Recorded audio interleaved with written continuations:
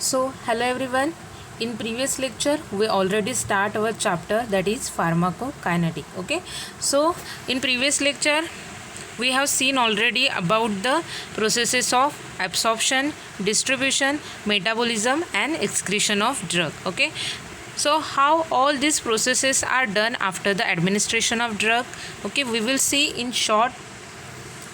Next we discuss the absorption of drug. Okay, so absorption of drug is defined as the process of movement of drug in unchanged from the site of administration to the systemic circulation. It is nothing but the absorption process of drug. Okay, nextly we will be discuss in detail about the absorption process and the bioavailability factors which is generally related with absorption of drug. Okay, nextly we have to see about the different mechanism processes of drug. Okay, so in this passive diffusion, facilitated diffusion, active diffusion and endocytosis process and exocytosis process. Okay, so all these mechanisms which comes under the absorption process of drug through the site of administration to the systemic circulations. Okay, so in detail we have to discuss all this mechanism of drug. Also we also compared all this mechanism with each other. Okay, so basic difference त्याच्यामधला काय आहे, कोणत्या मेकॅनिझमसाठी कोणत्या मेकॅनिझम्सने ते mechanism act होतात हे तुम्हाला व्यवस्थित समजलं असेल. ओके,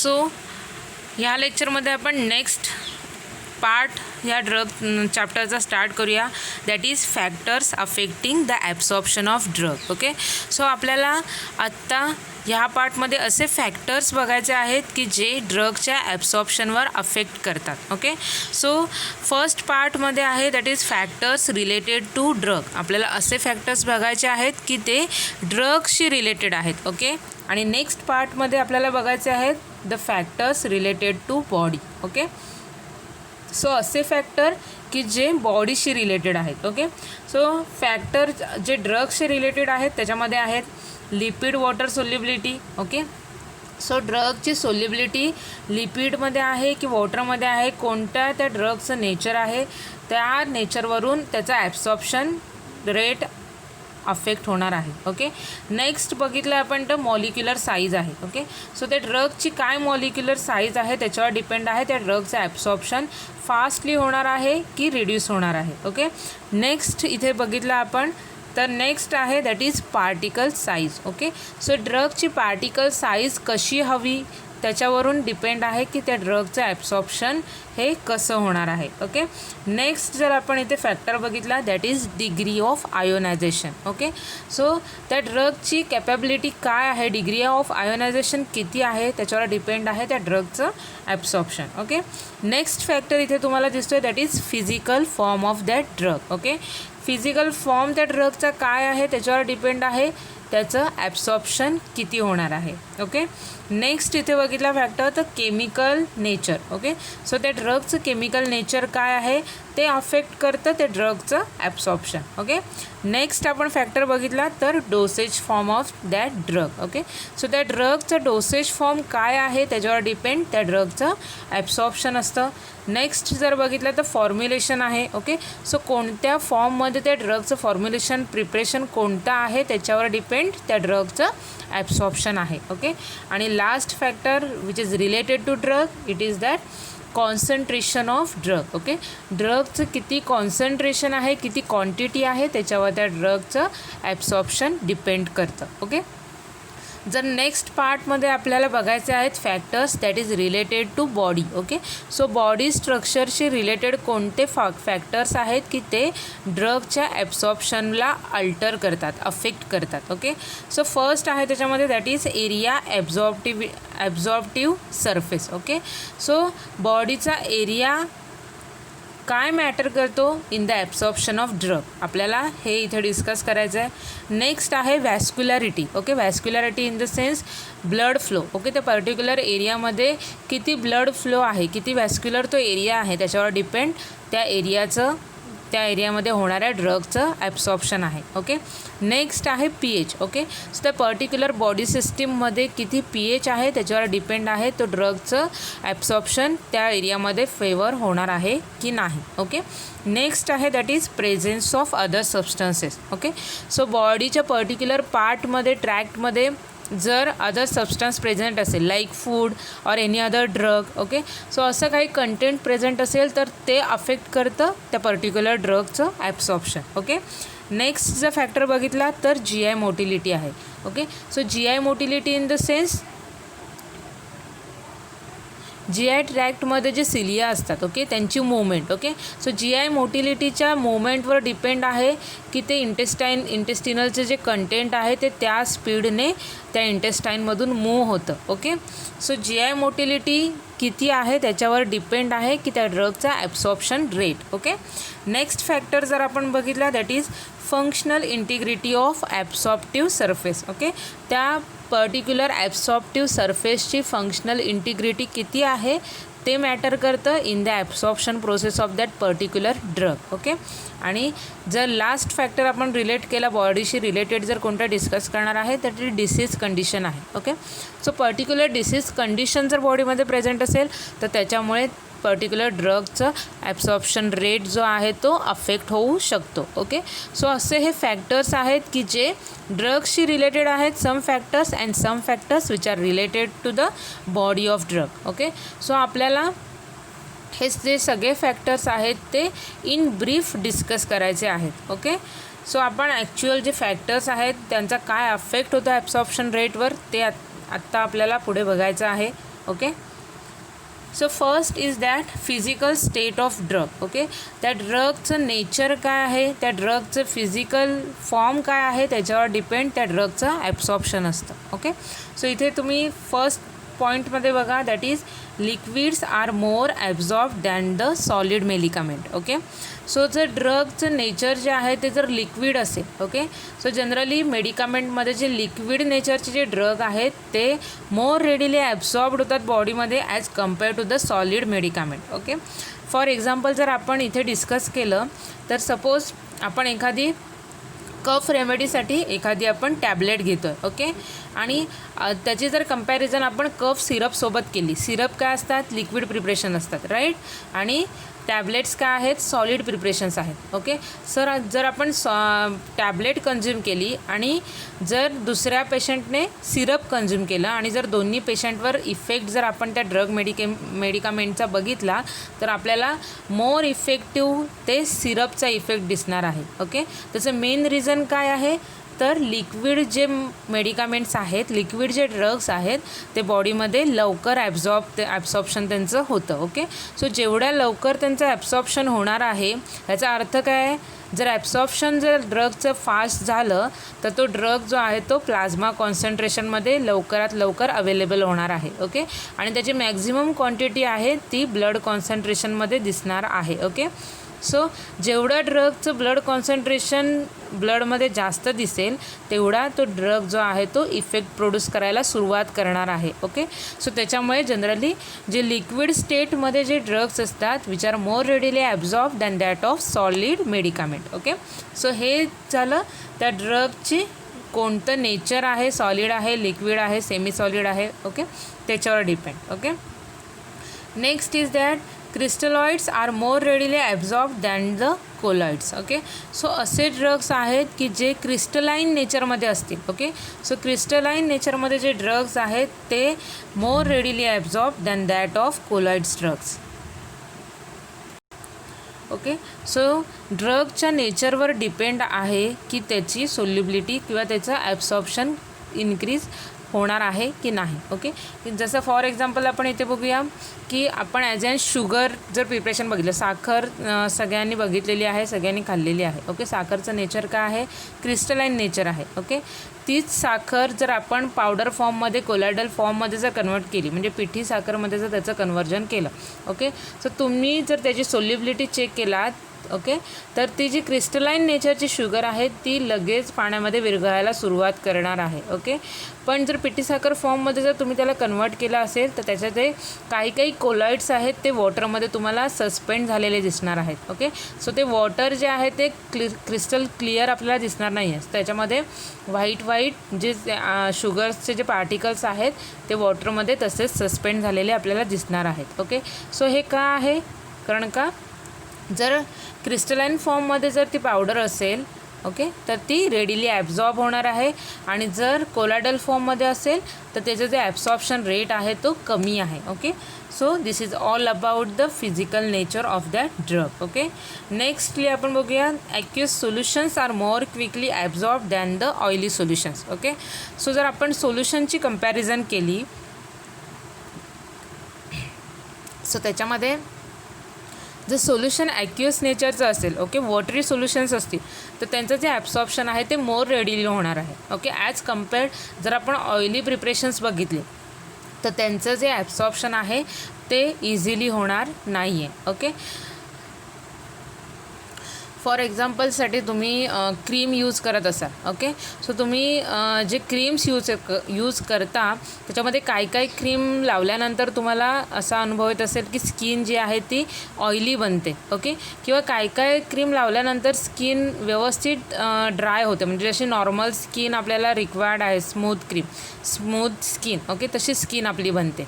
किंवा काय क्रीम यूज केल्यानंतर आपला जो चेहरा आहे किंवा स्किन आहे ते मोर ऑइली होतं. ओके, सो डिपेंडिंग अपॉन कोणता बेस त्या क्रीमसाठी यूज केलेला आहे. ओके, जर बेसचं प्रमाण त्या क्रीममध्ये वॉटरी बेस जर जास्त असेल तर ती क्रीम जी आहे ती त्या स्किनमधून रेडिली ॲब्झॉर्ब होणार आहे. ओके, त्याच्या उलट काय आहे, जर ऑइली बेस जास्त यूज केलेला असेल त्या क्रीमच्या प्रिपरेशनमध्ये तर त्याचं जे ॲब्सॉर्प्शन आहे ते कमी होणार आहे. ओके, फॉर एक्झाम्पल आपण पेट्रोलियम जेली बघतो, आपण थंडीतून आपले लिप्स वगैरे जेव्हा त्यांना कट्स जातात फुटतात ते लिप्स तेव्हा आपण पेट्रोलियम जेली यूज करतो. ओके, सो ते जे काय करतं स्किनवर एक ऑइली कवरिंग फॉर्म करतं. ओके, त्याच्या व्यतिरिक्त जर आपण बॉडी लोशन जर कंपेअर केलं तर ते इझिली स्किनमधून ॲब्झॉर्ब होतात. ओके, जरी त्याच्यामध्ये जर ॲक्युअसचं जर कंपॅरिझन केलं तर ते कमी असलं तरी ओके, कारण का काहीतरी त्याच्यात ॲक्युअस बेस हा असतो. Okay, as compare to petroleum jelly, आपण पेट्रोलियम जेलीसोबत जर बॉडी लोशन कंपेअर केलं तर पेट्रोलियम जेली जे आहे त्याच्यामध्ये मोर ऑइली बेसेस असतात as compare to body lotions. Okay, so हे आपल्या रेग्युलर रुटीनमधले एक्झाम्पल्स आहेत.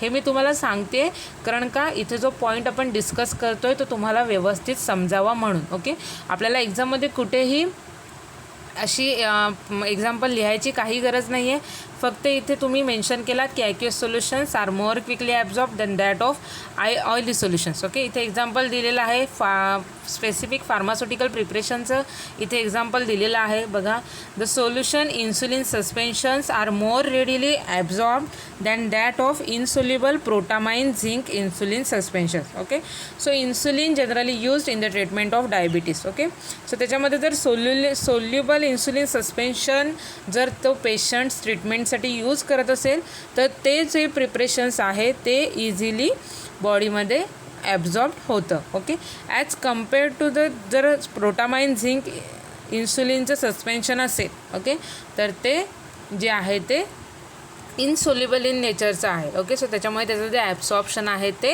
As compare to the soluble insulin कमी होणार आहे. Okay, so this is an example of that particular aqueous आणि ऑइली बेसिसचं एक्झाम्पल दिलेलं आहे. ओके, सो आय थिंक तुम्हाला हे ड्रगचं जे फिजिकल स्टेटचं जे मी एक्सप्लेन केलेलं आहे फॅक्टर्स ओके तो तुम्हाला व्यवस्थित समजला असेल. ओके, सो जे आपण मागच्या स्लाईडमध्ये जे फॅक्टर्स बघितलेले आहेत त्याच्यापैकी physical nature of the drug, physical state of drug हे सगळे चॅप्टर जे आहेत ते कवर झालेले आहेत. ओके, लिपोफिलिसिटी, हायड्रोफिलिसिटी हे सुद्धा पॉईंट या एकाच पॉईंटमध्ये आपण बघितलेले आहेत. ओके, आपण नेक्स्ट फॅक्टर प्रोसीड करूया. सो नेक्स्ट आहे that is particle size. Okay, so particle size आणि surface area. Okay, so firstly आपण बघूया की पार्टिकल साईज आणि सरफेस एरिया ह्यांच्यामध्ये काय रिलेशन्स आहे. ओके, आणि सरफेस एरिया म्हणजे नक्की कोणता सरफेस एरिया आपल्याला कन्सिडर करायचा आहे. Okay, so smaller the particle size greater the surface area. Okay, so हे आपल्याला सगळ्यांनाच माहिती आहे की जेवढी साईज स्मॉल असेल तेवढा त्याचा सरफेस एरिया इन्क्रीज होतो. ओके, कारण का जेवढा पार्टिकल छोटा असेल तेवढा त्याचा सरफेस एरिया हा इंटरॅक्शनसाठी जास्त अवेलेबल असतो. Right, so smaller the particle size greater the surface area. Okay, so surface area इथे बघूया दोन टाईपचे असतात, that is absolute surface area आणि effective surface area. Okay, so absolute surface area it is nothing but the total surface area of solid surface of particles. Okay, so एखाद्या solid पार्टिकलचा पूर्ण जो सरफेस एरिया आहे it is nothing but the absolute surface area. Okay, while effective surface area it is nothing but the area of solid surface that is expose to the dissolution medium. Okay, so असा surface area की जो dissolution मीडियमच्या कॉन्टॅक्टमध्ये येणार आहे. Okay, so it is nothing but the effective surface area. Okay, त्या पार्टिकलचा सगळा सरफेस पूर्ण surface area it is nothing but the absolute surface area, आणि जो सरफेस एरिया डिझॉल्युशन मीडियमच्या कॉन्टॅक्टमध्ये येणार आहे तो surface area it is nothing but the effective surface area of that solid particles. Okay, so हे बेसिक कन्सेप्ट्स आहेत रिगार्डिंग पार्टिकल साईज आणि surface area. Okay, so physical फॅक्टर्समध्ये हे तर पार्टिकल साईज दॅट त्याच्यामध्ये सांगितलं आहे काय बघा, तर smaller particle size greater surface area then higher will be the dissolution rate. Okay, जेवढी स्मॉलर पार्टिकल साईज असेल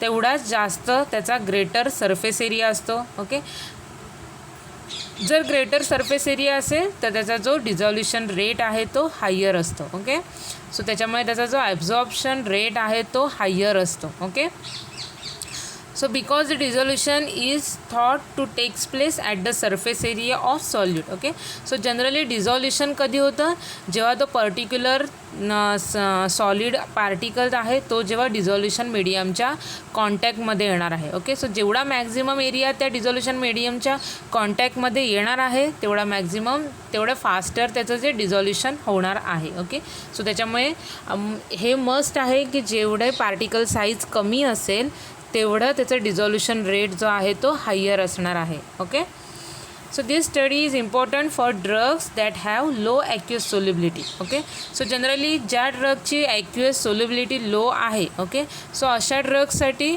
हा जो क्रायटेरिया आहे तो यूजफुल होऊ शकतो. सो काय करायचं आहे, ज्या ड्रगची ॲक्युअस सोल्युबिलिटी कमी आहे आपण त्याचं काय करू शकतो, त्या ड्रगची पार्टिकल साईज कमी करू शकतो. ओके, पार्टिकल साईज कमी केल्यामुळे काय होणार आहे, त्याची मॅक्झिमम सोल्युबिलिटी जी आहे ती इन्क्रीज होणार आहे. कारण का पार्टिकल साईज कमी केल्यामुळे त्याचा जो सरफेस एरिया आहे तो इन्क्रीज होणार आहे.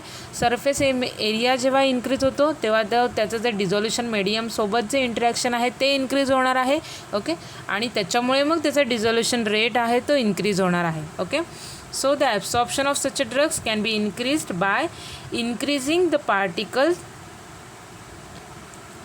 surface area. okay, so generally इथे जे सांगितलेलं आहे की absorption get increased by increasing the surface area. Okay, आणि decreasing the particle size. Okay, so इथे जे इन्क्रीजिंग पार्टिकल साईज सांगितलेलं आहे ते पूर्णपणे चुकीचं आहे.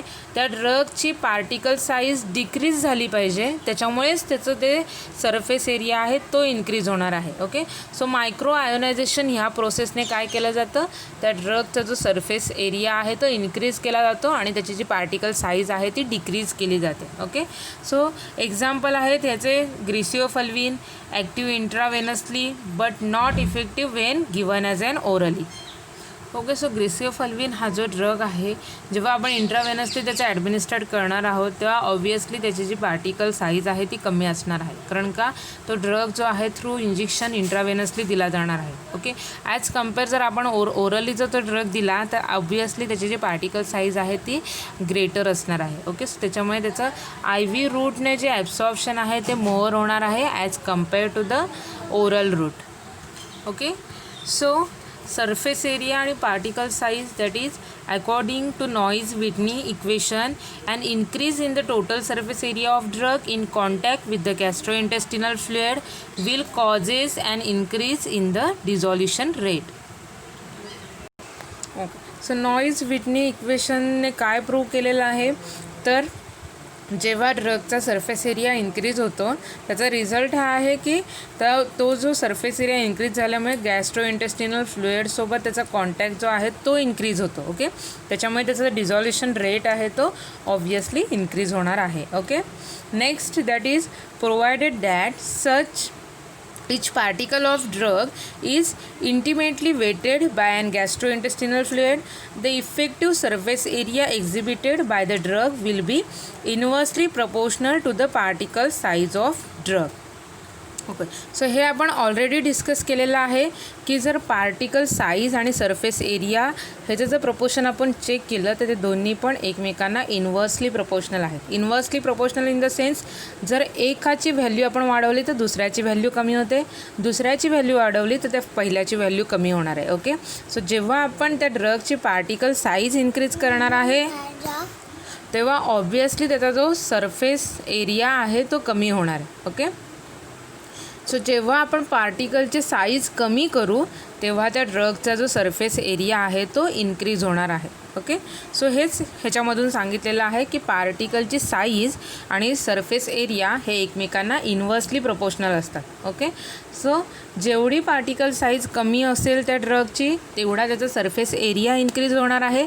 जेवढा सरफेस एरिया इन्क्रीज होणार आहे तेवढा त्याचा त्या डिझॉल्युशनच्या सोल्युशनच्या कॉन्टॅक्टमध्ये तो जास्त येणार आहे आणि तेवढंच त्याचं डिझॉल्युशन रेट आहे तो इन्क्रीज होणार आहे. ओके, मीन्स त्याची सोल्युबिलिटी इन्क्रीज होणार आहे आणि ह्याचा इफेक्ट जो आहे तो त्याच्या ॲब्सॉर्प्शनवर होणार आहे. तेवढं त्याचं ॲब्सॉर्प्शन जे आहे ते मोर अमाऊंटमध्ये होणार आहे. Okay, so hence the smaller the particle size, greater the effective surface area exhibited by the given mass of the drug and higher the dissolution rate. Okay, so particle size reduction is thus likely to result increased bioavailability provided the absorption of drug in the dissolution rate limited. Okay, so जेव्हा आपण particle size reduce करतो but obvious आपण बघितलेलं आहे की त्याचा डिझॉल्युशन rate increase होतो, त्याचं ॲब्सॉर्प्शन इन्क्रीज होतं. ओके, ॲब्सॉर्प्शन इन्क्रीज होतं त्याचा अर्थ आहे की त्याचं ब्लडमध्ये जे कॉन्सन्ट्रेशन आहे ते सुद्धा इन्क्रीज होणार आहे. ओके, आणि ब्लडमध्ये त्या पर्टिक्युलर ड्रगचं concentration it is nothing but the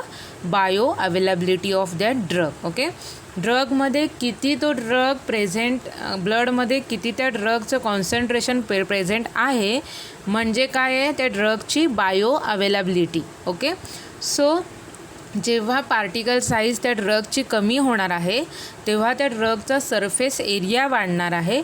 surface area वाढल्यामुळे काय होणार आहे, तो ड्रग जो आहे तो त्याचा जास्त एरिया जो आहे तो डिझॉल्युशन सोल्युशनमध्ये कवर होणार आहे. ओके, सो त्याच्यामुळे त्याचा जो डिझॉल्युशन रेट आहे तो सुद्धा जास्त वाढणार आहे. ओके, सो त्याचं ॲब्सॉर्प्शन वाढणार आहे. ॲब्सॉर्प्शन वाढल्यामुळे त्याचं ब्लड कॉन्सन्ट्रेशन इन्क्रीज होणार आहे आणि त्या ड्रगची बायो अवेलेबिलिटीसुद्धा इन्क्रीज होणार आहे. ओके, सो आय थिंक तुम्हाला हे सरफेस एरिया आणि पार्टिकल साईज ह्याचं जे रिलेशन आहे ते समजलं असेल. ओके, आणि त्याच्यावरून मग ते ड्रगच्या ॲब्सॉर्प्शनवर कसं अफेक्ट करतं हे सुद्धा व्यवस्थित समजलं असेल. ओके, आता नेक्स्ट आपण फॅक्टर डिस्कस करूया that is drug concentration. Okay, so higher the concentration of drug it's better absorption of drug. Okay, जेवढं जास्त ड्रगचं कॉन्सन्ट्रेशन असेल तेवढं बेटर त्या ड्रगचं ॲब्सॉर्प्शन होणार आहे. ओके, सो ड्रगची क्वांटिटी जेवढी जास्त तेवढंच जास्त त्या ड्रगचं ॲब्सॉर्प्शन होण्यासाठी ते जे कॉन्सन्ट्रेशन आहे ड्रगची क्वांटिटी आहे ती मदत करणार आहे. ओके, सो इथे तुम्हाला ग्राफमध्ये दिसते time versus plasma concentration graph draw केलेला आहे. ओके, सो मॅक्झिमम जे कॉन्सन्ट्रेशन आहे ओके ते मॅक्झिमम कॉन्सन्ट्रेशन मिळालेलं आहे ते कधी मिळणार आहे जेव्हा ड्रगची जी क्वांटिटी आहे ॲडमिनिस्ट्रेट केलेली ती मॅक्झिमम असेल. Okay, so higher the concentration of drug that aids the absorption of drug. Okay, जेवढं ड्रगचं जास्त कॉन्सन्ट्रेशन असेल ते मदत करणार आहे त्या ड्रगचं ॲब्सॉर्प्शन रेट वाढवण्यासाठी. Okay, Next factor is that absorbing surface. Okay, so this factor which is generally related with the body. Okay, so as compared to the gastrointestinal mucosa, the pulmonary endothelium of skin is poor surface for absorption. Okay, जर आपण गॅस्ट्रोइंटेस्टिनल ट्रॅकचा surface area जर major केला तर त्याचा जो surface area आहे तो large आहे as compare to the skin. Okay, स्किनशी जर आपण GI ट्रॅक जर कम्पेअर केला तर GI ट्रॅकचा जो सरफेस एरिया आहे तो जास्त आहे. ओके, सो त्याच्यामुळे त्याचा जो ॲब्सॉर्प्शन रेट आहे GI ट्रॅक्टमध्ये तो पर्टिक्युलर ड्रगचा मॅक्झिमम आहे as compare to skin. Okay, so जेव्हा आपण GI ट्रॅक्ट आणि स्किन हे दोन्ही सरफेसेस जेव्हा आपण एकमेकांशी कम्पेअर करू तेव्हा ड्रगचं जे जास्त ॲब्सॉर्प्शन आहे ते GI ट्रॅक्टमधून होणार आहे ॲज कम्पेअर टू स्किन. जर स्किनशी कम्पेअर केला तर GI ट्रॅक्टमधून त्या ड्रगचं ॲब्सॉर्प्शन हे जास्त अमाऊंटमध्ये होणार आहे. Okay, the absorption of drug from the floor of mouth cavity that is sublingual route is faster. Okay, so आपण रूट ऑफ ॲडमिनिस्ट्रेशनमध्ये सबलिंगल रूट बघितलेला आहे. त्याच्यामध्ये आपण बघितलेलं आहे की सबलिंगल रूटने जर आपण एखादा ड्रग ॲडमिनिस्ट्रेट करत असू तर त्या ड्रगची डायरेक्ट एंट्री जी आहे ती सिस्टेमिक सर्क्युलेशनमध्ये होते. बरोबर आहे ना. सो त्याच्यामुळे ड्रगचं जे जास्त ॲब्सॉर्प्शन आहे ते कुठून होणार आहे, सबलिंगल कॅव्हिटीमधून. Okay, so the absorption of drug from the floor of mouth cavity that is sublingual route is faster. Okay, so दुसऱ्या कोणत्याही सरफेस एरियाशी जर आपण सबलिंगल कॅव्हिटी कम्पेअर केली तर सबलिंगल कॅव्हिटीमध्ये ड्रगचं ॲब्सॉर्प्शन आहे ते फास्टली होणार आहे as compare to the other surfaces. Okay, next आपण बघितलं so thus the absorption of drug from the highly vascular membrane will be rapid. Okay, so हे कशामुळे होतं आहे, असे बॉडीचे एरिया आहेत की जिथे हाय ब्लड सप्लाय आहे. ओके, ज्या बॉडीच्या पार्टमध्ये हाय ब्लड सप्लाय आहे सो त्या बॉडीच्या पार्टमधून ड्रगचं ॲब्सॉर्प्शन आहे ते मॅक्झिमम होतं. ओके, कारण का तिथे ड्रगचं सप्लाय फास्ट आहे. ओके, सो पर्टिक्युलर त्या एरियामधून ड्रगचं ॲब्सॉर्प्शन आहे ते डायरेक्टली त्या ब्लडमध्ये होतं. ओके, सो त्याच्यामुळे हायली व्हॅस्क्युलर जेवढे पण बॉडीचे एरिया आहेत त्याच्यामध्ये ड्रगचं ॲब्सॉर्प्शन रेट आहे तो जास्त दिसणार आहे. Okay, so also drugs can easily absorb from the small intestine than from the stomach. This is due to the large surface area of intestine. Okay, so जर स्टमकसोबत स्मॉल इंटेस्टाईन कम्पेअर केली तर obviously small इंटेस्टाईनमध्ये ड्रगचं absorption आहे ते जास्त प्रमाणात होणार आहे. कारण का स्टमकचा सरफेस एरिया आणि स्मॉल इंटेस्टाईनचा सरफेस एरिया जर कम्पेअर केला तर स्मॉल इंटेस्टाईनचा सरफेस एरिया हा मॅक्झिमम आहे. ओके, स्टमकचा सरफेस एरिया कमी आहे as compare to small intestine. Okay, so त्याच्यामुळे पर्टिक्युलर ड्रगचं जे ॲब्सॉर्प्शन आहे ते स्मॉल इंटेस्टाईनमध्ये जास्त होणार आहे as compare to stomach. Okay, next is than larger the surface area of absorbing surface more will be the absorption. Okay, so आत्तापर्यंत जेवढे पण आपण हे फॅक्टर्स बघितलेत त्याच्यावरनं तुम्हाला कळलं असेल. ओके, जे आपण पर्टिक्युलर बॉडीचे सरफेस एरिया एकमेकांसोबत कम्पेअर केले त्याच्यामध्ये तुम्हाला कळलं असेल ज्या बॉडीच्या पार्टचा सरफेस एरिया जास्त आहे. ओके, सो ज्या बॉडीच्या पार्टमध्ये ड्रग जास्त सरफेस एरियाच्या कॉन्टॅक्टमध्ये येतो आणि ज्या बॉडीच्या पार्टला जास्त ब्लड सप्लाय प्रेझेंट आहे. ओके, सो अशा पार्टमध्ये बॉडीच्या पार्टमध्ये त्या सरफेस एरियामध्ये त्या ड्रगचं ॲब्सॉर्प्शन आहे ते मॅक्झिमम लेवलपर्यंत होतं. ओके, सो जिथे सरफेस एरिया जास्त आहे आणि जिथे ब्लड फ्लोसुद्धा जास्त आहे सो अशा बॉडीच्या पार्टमध्ये सरफेसमध्ये जास्त ॲब्सॉर्प्शन होतं. Okay, so this is all about the absorbing surface. Okay, so आपण इथे ॲब्झॉर्बिंग सरफेस बघितलेला आहे. ओके, सो ॲब्झॉर्बिंग सरफेस कसा असला पाहिजे आयडियल, तर त्याचा जो सरफेस एरिया आहे तो लार्ज हवा आणि नेक्स्ट प्रॉपर्टी काय हवी, त्याला जे ब्लड सप्लाय आहे तो सुद्धा जास्त हवा. ओके, तर त्या पर्टिक्युलर एरियामध्ये ड्रगचं ॲब्सॉर्प्शन आहे ते मॅक्झिमम लेवलला होणार आहे. Okay, so this is all about the absorbing surface of our body. Okay, next that is functional integrity of G I tract. Okay, so आता आपल्याला इथे फंक्शनल इंटिग्रिटी, जी आय ट्रॅक्टची जी फंक्शनल इंटिग्रिटी आहे त्याचा इफेक्ट त्या particular ड्रगवर काय होतो ते बघायचं आहे. ड्रगच्या ॲब्सॉर्प्शनवर काय होणार आहे. Okay, so the absorption of drug from the G I tract may effectively decrease by increase in the peristaltic activity. Okay, so त्या पर्टिक्युलर जी आय ट्रॅक्टची जर पेरिस्टाल्सिस मुवमेंट जर इन्क्रीज झाली, ओके, सो त्या ड्रगचं जे ॲब्सॉर्प्शन आहे जी I ट्रॅक्टमधून ते डिक्रीज होणार आहे. ओके, तर का असं होणार आहे? पेरिस्टाल्सिस मुवमेंटमध्ये काय होतं, ते जे सिलिया आहेत त्यांची मुवमेंट जी आहे ती इन्क्रीज होते. ओके, सो त्याच्यामुळे इंटेस्टाईनमधलं जे कंटेंट आहे ते पटापट पुढे सरकत राहतं. राईट, सो त्या ड्रगला त्या सरफेस एरियासोबत इंटरॅक्ट होण्यासाठी वेळ कमी मिळतो. ओके, बरोबर आहे ना. सो त्याच्यामुळे काय होतं, त्या ड्रगचं जे ॲब्सॉर्प्शन आहे ते कमी होतं, कारण का तो ड्रग जो आहे तो त्या इंटेस्टिनल एरियामध्ये कमी वेळासाठी थांबतो. ओके, का कमी वेळासाठी थांबतो, तर त्या ड्रगची जी इंटिग्रिटी आहे, त्याची जी पेरिस्टाल्सिस मुवमेंट आहे त्या पर्टिक्युलर इंटेस्टाईनची ती इन्क्रीज झालेली असते. ओके, सो त्याच्यामुळे ती काय करणार आहे, ड्रगला पटापट पुढे सरकवायचं काम करणार आहे पेरिस्टाल्सिस मुवमेंट. सो त्याच्यामुळे ड्रग त्या पर्टिक्युलर जरी लार्ज एरिया असला तरी तिथे त्या ड्रगचं जे थांबणं आहे ते कमी टाईमसाठी होणार आहे. ओके, सो त्याच्यामुळे त्याचं ॲब्सॉर्प्शन आहे ते डिक्रीज होणार आहे. ओके, सो जेव्हा इंटेस्टाईनची इंटिग्रिटी इन्क्रीज झालेली असते, पेरिस्टाल्सिस मुवमेंट जेव्हा इन्क्रीज झालेली असते, जरी तो मॅक्झिमम एरिया असला बॉडीचा तरीसुद्धा काय होणार आहे, त्या ड्रगचं ॲब्सॉर्प्शन डिक्रीज होणार आहे due to the increase in the peristaltic movement of that intestine. Okay, next, increase in the peristalsis reduces the residence times of that drug in the GI tract.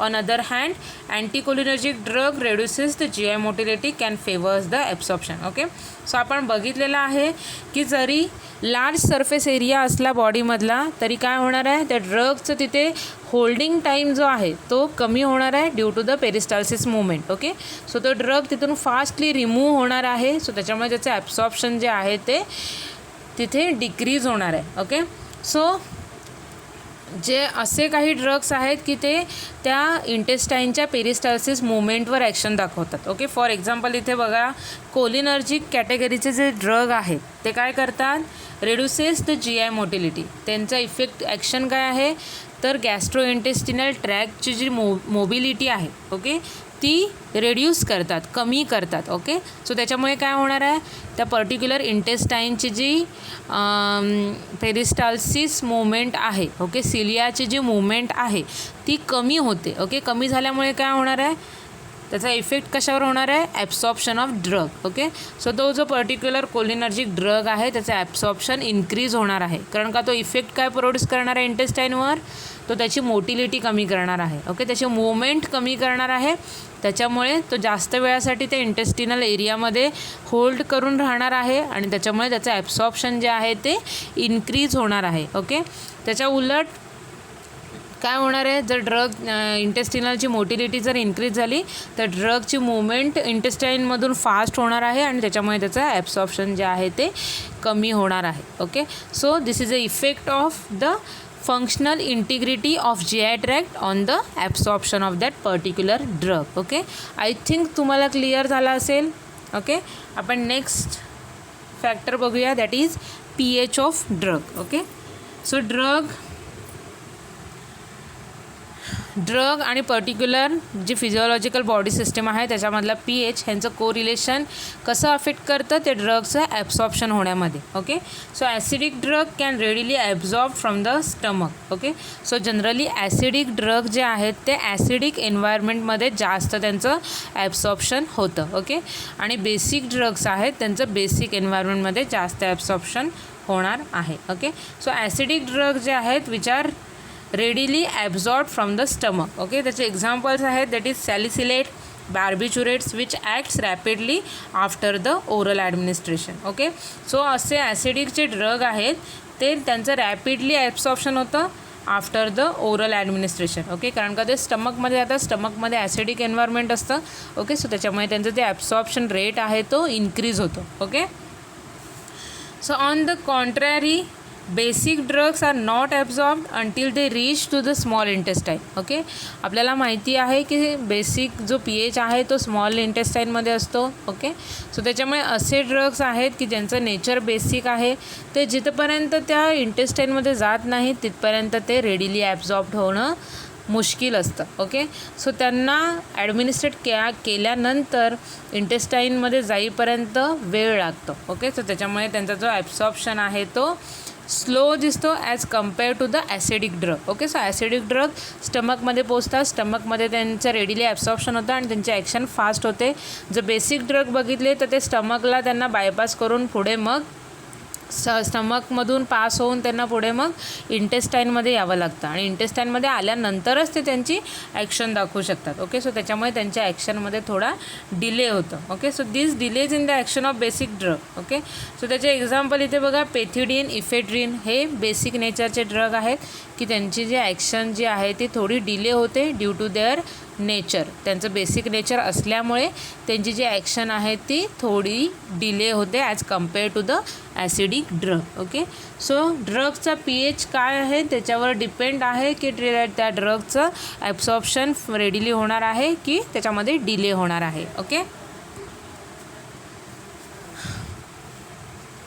Next factor is that formulation. Okay, so it is observed that calcium and magnesium ions reduces the absorption of tetracycline when compounds of calcium and magnesium are used as a formulation additives in the dosage form. Okay, so generally त्या ड्रगचं formulation काय आहे त्याच्यावर depend आहे की त्याचं absorption fastly होणार आहे की डिले होणार आहे. ओके, सो इथे फॉर एक्झाम्पलसाठी दिलेलं आहे की कॅल्शियम आणि मॅग्नेशियम आयन्स जे आहेत ते काय करतात, टेट्रासायक्लिन ह्या ड्रगचं ॲब्सॉर्प्शन आहे ते रिड्यूस करतात. ओके, सो कंपाऊंडमध्ये जेव्हा कॅल्शियम आणि मॅग्नेशियम हे यूज केले जातात for the formulation as an additive. Okay, so जेव्हा टेट्रासायक्लिनच्या फॉर्म्युलेशनमध्ये कॅल्शियम आणि मॅग्नेशियम ॲज अन ॲडिटिव्ह म्हणून यूज केलेले असतील तेव्हा काय होणार आहे, त्या पर्टिक्युलर टेट्रासायक्लिन डोसेज फॉर्मचं ॲब्सॉर्प्शन आहे ते रिड्यूस होणार आहे.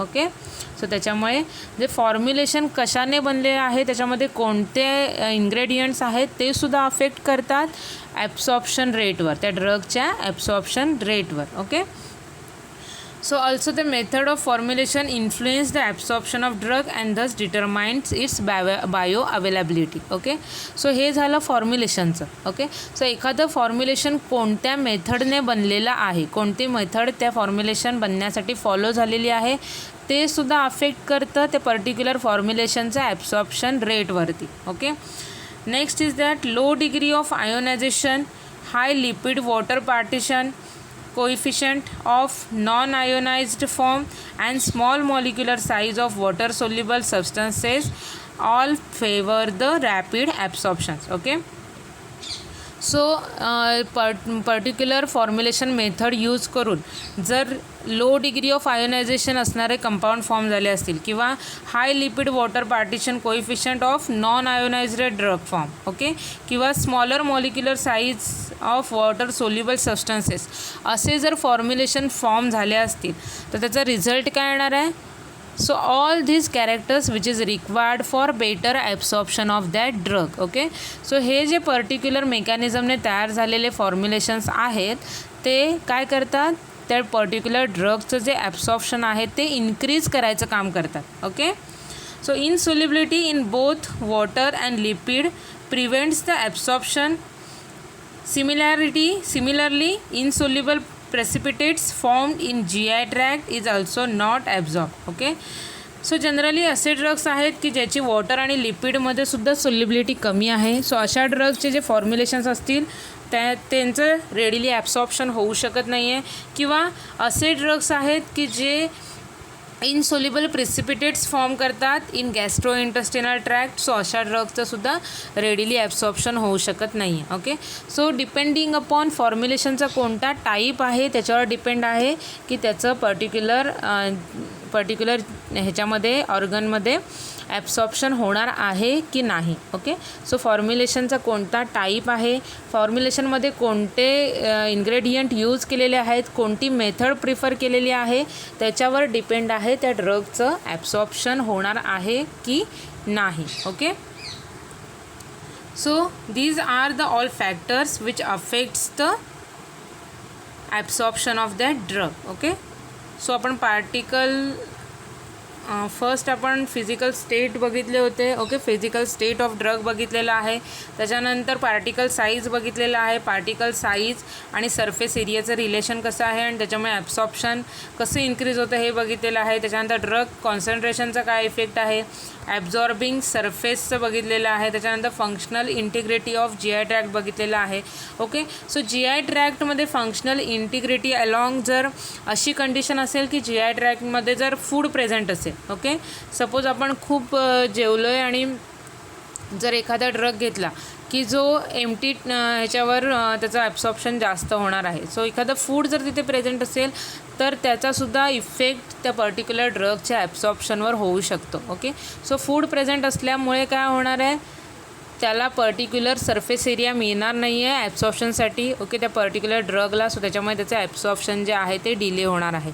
ओके, सपोज आपण जर असे मल्टी ड्रग ट्रीटमेंट जरा सुरू असेल एखाद्या पेशंटला आणि असा ड्रग्ज असेल की जो एखाद्या ड्रगच्या ॲब्सॉर्प्शन अफेक्ट करत असेल. ओके, त्याच्याशी कॉम्पिटिशन करत असेल to get absorb. Okay, so त्याच्यामुळे काय होणार आहे, त्या दुसऱ्या ड्रगचं ॲब्सॉर्प्शन कमी होणार आहे. ओके, सो असे सुद्धा काही फॅक्टर्स आहेत which is related to GI tract. Okay, suppose एखाद्या कंडिशनमध्ये पेशंटला जर कोणता डिसीज असेल. ओके, डिसीज असल्यामुळे त्याच्यामध्ये काय होणार आहे, डिसीज असल्यामुळे त्याचे जे फिजिकल सिस्टीम्स आहेत. ओके, तर त्याचे जे फिजिकल सिस्टीमचे जे रेग्युलर वर्किंग आहे, फिजिओलॉजी आहे, ती चेंज होते. ओके, सो फिजिओलॉजी चेंज झाल्यामुळे त्या पर्टिक्युलर ड्रगचं जे ॲब्सॉर्प्शन आहे ते अल्टर होण्याचे चान्सेस जास्त असतात. ओके, कारण का त्या पर्टिक्युलर ऑर्गन सिस्टीमचं जे वर्किंग आहे ते अल्टर होतं आणि त्याच्यामुळे आपण जर अशा कंडिशनमध्ये जर एखादा ड्रग घेतो आहे तर त्याचा जो इफेक्ट आहे तो त्याच्या ॲब्सॉर्प्शनवर होण्याची शक्यता जास्त असते. ओके, सो अशा कंडिशनमध्ये सुद्धा ड्रगचे ॲब्सॉर्प्शन आहे ते अल्टर होण्याचे चान्सेस जास्त असतात. ओके, सो हे सुद्धा काही फॅक्टर्स आहेत. pH ऑफ ड्रग बघितला. लास्टली आपण बघितलं त्याचं फॉर्म्युलेशन. ओके, सो फॉर्म्युलेशनमध्ये कोणते इन्ग्रेडियंट यूज केलेले आहेत, कोणती मेथड फॉलो केलेली आहे, कोणत्या टाईपचं फॉर्म्युलेशन आहे त्याच्यावर डिपेंड आहे त्या पर्टिक्युलर ड्रगचं ॲब्सॉर्प्शन. ओके, सो असे काही फॅक्टर्स आहेत की जे अफेक्ट करतात त्या ड्रगचं ॲब्सॉर्प्शन. ओके, आणि आपल्याला हे माहिती आहे की ड्रगचं जर मॅक्झिमम ॲब्सॉर्प्शन झालं तर त्याचा रिझल्ट काय होणार आहे की आपण जेवढा ड्रग ॲडमिनिस्ट्रेट केलेला आहे तेवढा अनचेंज फॉर्ममध्ये ब्लड कॉन्सन्ट्रेशनमध्ये जाणार आहे. ओके, सो ज्या ड्रगचं मॅक्झिमम ॲब्सॉर्प्शन होईल तो ड्रग मॅक्झिमम क्वांटिटीमध्ये ब्लडमध्ये प्रेझेंट राहणार आहे. ओके, सो त्याचा रिझल्ट काय होणार आहे, जेवढा जास्त ड्रग ब्लडमध्ये प्रेझेंट होईल तेवढी त्या ड्रगची जी डिझायर्ड ॲक्शन आहे ती आपल्याला मिळायला सुरुवात होणार आहे. ओके, सो त्याच्यामुळे हे फॅक्टर कन्सिडर करणं फार गरजेचं आहे, स्टडी करणं फार गरजेचं आहे, कारण का त्याच्यावर ड्रगची ॲक्शन डिपेंड आहे.